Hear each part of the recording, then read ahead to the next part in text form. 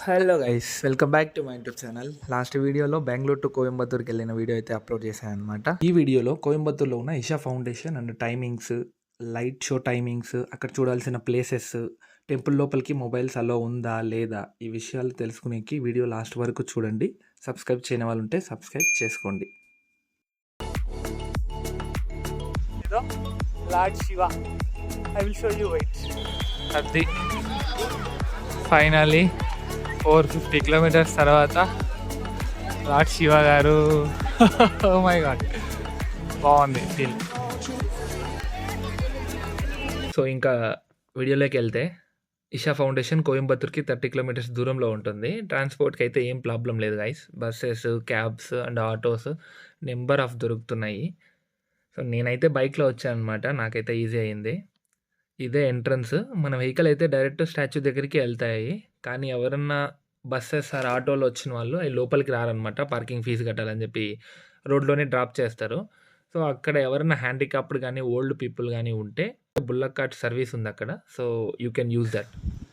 Actually ఎవరికైనా కూడా ఒక లొకేషన్ ఒక సైడే ఉంటుంది. సో ఎవరికైనా చూపించాలంటే, అరే లొకేషన్ ఇదిరా, సో లొకేషన్ చూడు ఇది బాగుంది, ఆర్ లొకేషన్ ఇది బాగుంది చూడు, ఆర్ లొకేషన్ ఇది బాగుంది చూడు అంటారు కదా ఎప్పుడైనా ఏదైనా లొకేషన్ వచ్చినప్పుడు మంచిది. సో కానీ వీళ్ళు ఈ ఇషా ఫౌండేషన్ వాళ్ళు ఎట్లా కనుక్కుంటున్నారో తెలియదు, కానీ పర్ఫెక్ట్ ప్లేసెస్ వెతికి మరీ అక్కడ లార్డ్ శివ అని పెడుతున్నారనమాట. చిక్బల్లాపూర్లో కూడా సేమ్ ఎగ్జాక్ట్లీ చుట్టూ కొండలు ఉంటాయి అన్నమాట. సో చుట్టూ కొండలు ఉంటాయి, అది లార్డ్ శివ మధ్యలో ఉంటారు. ఓకేనా, ఇప్పుడు కూడా చూడు లిటరలీ మొత్తం చుట్టూ కొండలే. ఎంత మంచిగా ఉంది చూడు place. There it is lord Shiva. నేనైతే షాక్ అయ్యాను అనమాట. పార్కింగ్ చూడండి ఎంత పార్కింగ్ ఉందో, అసలు ఇదంతా పార్కింగే ఆల్ ఓవర్. సో అటు సైడ్ గుడి ఉందన్నమాట, ఆ కొండ కిందికి.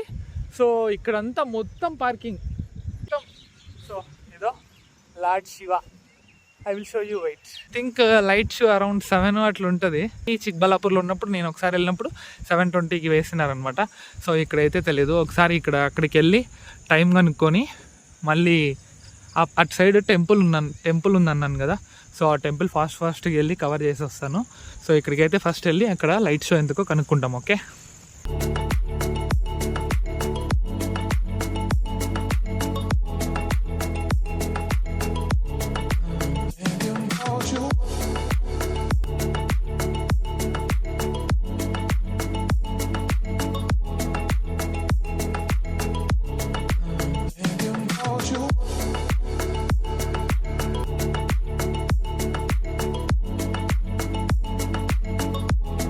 అక్కడ ఫుడ్ కోర్ట్ ఉన్నట్టుంది.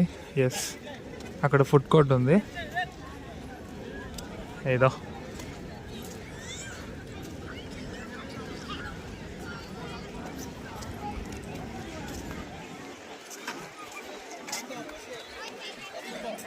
ఈరోజు మండే, కానీ జనాలు కూడా చాలా మంది ఉన్నారు ఈరోజు కూడా.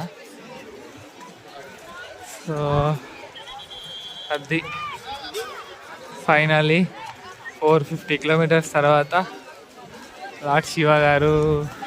ఓ మై గాడ్, బాగుంది ఫీల్. ఫాస్ట్గా ఒక రౌండ్ వేసి లైట్స్ ఎంత అడిగి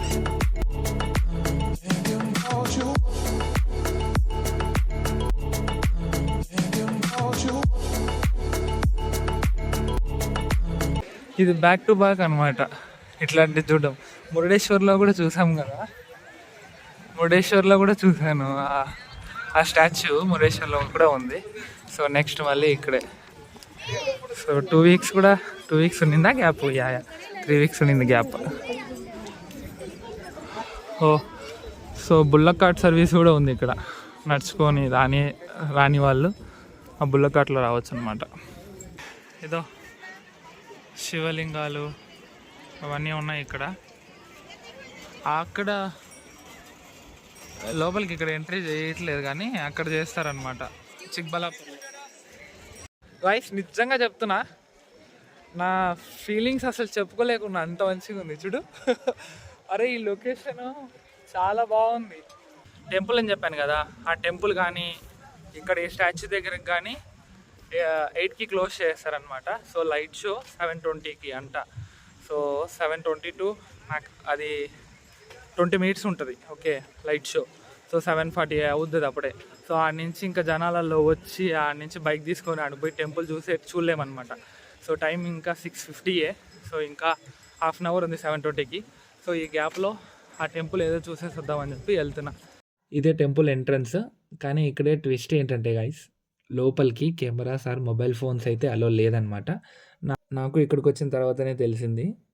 నేనైతే చాలా బాధపడ్డా అనమాట. ఎందుకంటే నేను సోలో రైడ్‌లో బెంగుళూరు నుంచి అంత దూరం నుంచి ఇక్కడికొస్తే ఆ టెంపుల్ చూడకన్నా వెళ్తున్నానని నాకు కొంచెం గిల్ట్‌గుండే.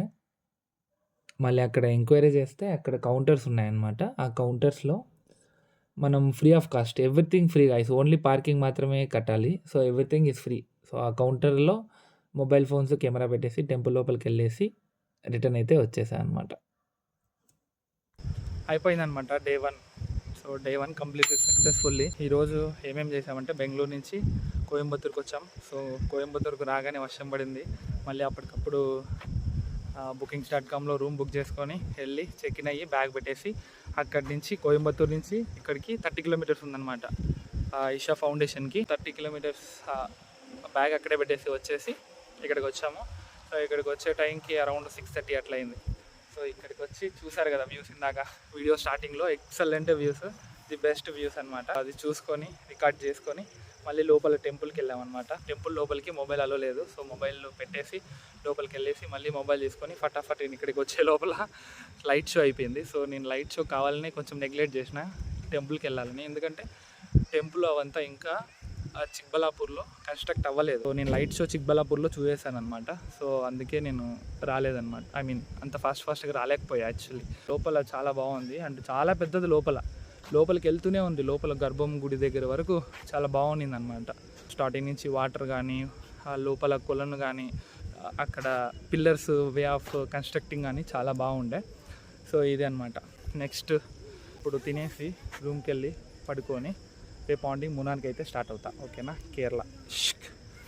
మీరు అంత లోపల సబ్స్క్రైబ్ చేయని వాళ్ళు ఉంటే please like, share, subscribe guys. Thanks for watching.